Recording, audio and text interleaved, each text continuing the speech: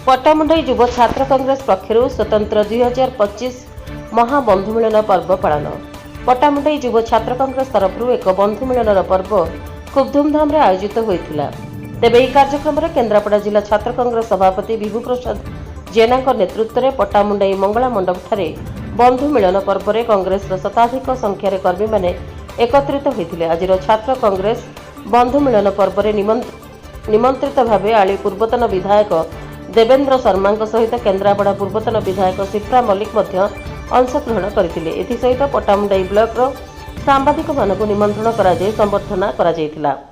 उक्त कार्यक्रम को जिला छात्र कांग्रेस सभापति निजस्व प्रयास में पट्टामुंडईर सहस्र संख्यार कांग्रेस कर्मी माने एकजुट होते। आज एभली कार्य को पट्टामुंडईर विभिन्न अंचल कांग्रेस महलू अनेक अभिनंदन और शुभेच्छार सुओ फोन जोगे आसीथिला। केन्द्रापड़ारू अनिरुद्ध सेठी रिपोर्ट रिपब्लिक ओडिशा साधारण लोकों स्वर।